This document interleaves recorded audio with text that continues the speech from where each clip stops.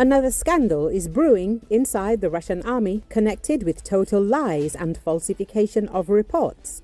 Russian military man Svyatoslav Golikov has lashed out at the command for the false victorious reports about the capture of Toretsk, which were published by the Russian Defense Ministry on February the 7th.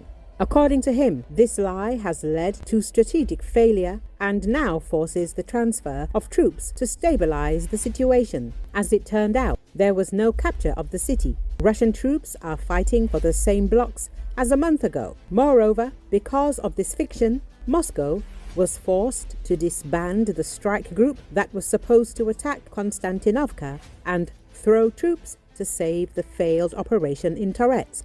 Golikov openly demands punishment for those guilty of false victory reports and asks the question, who falsified the report and why? He emphasizes that it was the lie about the capture of Toretsk that provoked the failure of the so-called Konstantinov operation. According to him, the Russian military finds itself hostage to false reports that go straight to the general staff and create the illusion of success, while on the ground the troops are suffering serious difficulties. Against the backdrop of the failure of the operation on Toretsk, the Russian command has to urgently transfer units of the 150th Motorized Rifle Division to hold positions instead of advancing. At the same time, many officers have already received awards and cash payments for taking the city, which in reality they were never able to capture. The situation in Toretsk remains extremely difficult. There are counter-battles, grey zones are changing hands, but in the reports of the Russian Ministry of Defense, Toretsk has been listed as liberated for a month now. Golikov demands an investigation. Who passed the false information to the top? Who signed the false reports? And, most importantly, how this deception affected the operational planning of the general staff. He hints that Russian generals are ready to sign any reports, just to get more awards and bonuses.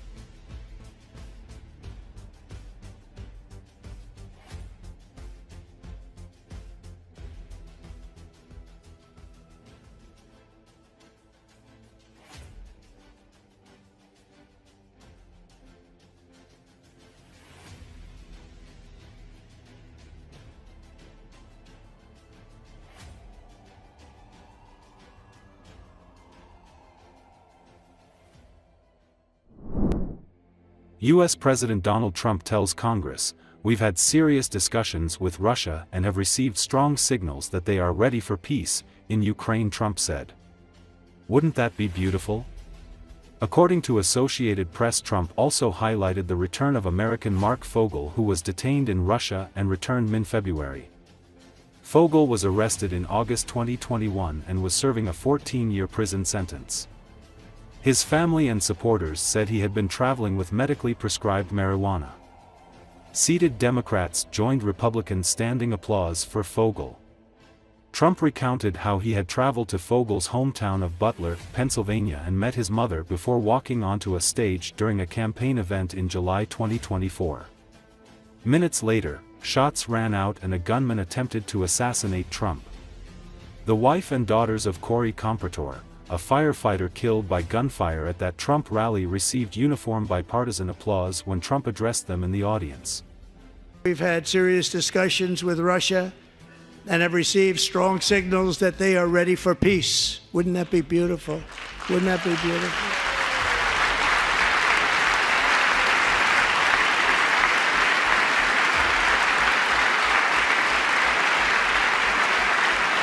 Wouldn't that be beautiful?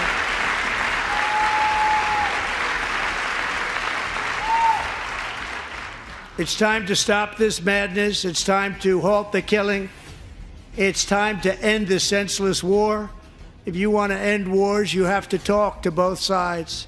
Nearly 4 years ago, amid rising tensions, a history teacher named Mark Fogel was detained in Russia and sentenced to 14 years in a penal colony. Rough stuff. The previous administration barely lifted a finger to help him. They knew he was innocent, but they had no idea where to begin. But last summer, I promised his 95-year-old mother Malfine, that we would bring her boy safely back home. After 22 days in office, I did just that, and they are here tonight.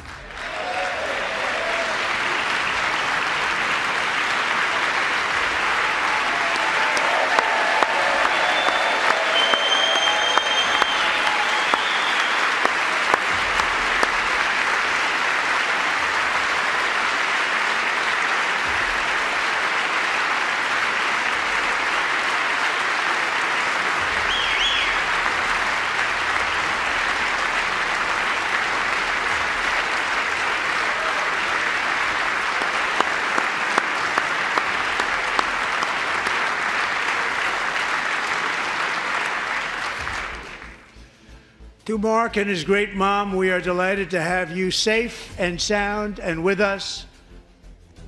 As fate would have it, Mark Fogel was born in a small rural town in Butler, Pennsylvania. Have you heard of it? Where his mother has lived for the past 78 years. I just happened to go there last July 13th for a rally. That was not pleasant. And that is where I met his beautiful mom right before I walked onto that stage. And I told her I would not forget what she said about her son. And I never did I? Never forgot. Less than 10 minutes later, at that same rally, gunfire rang out, and a sick and deranged assassin unloaded 8 bullets from his sniper's perch into a crowd of many thousands of people. My life was saved by a fraction of an inch, but some were not so lucky. Corey Comparator was a firefighter, a veteran, a Christian, a husband, a devoted father, and above all, a protector. Thank you.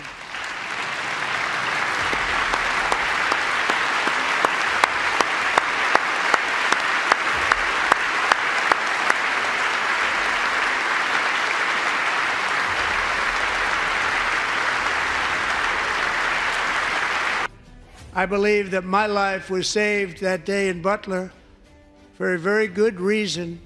I was saved by God to make America great again. I believe that. Thank you.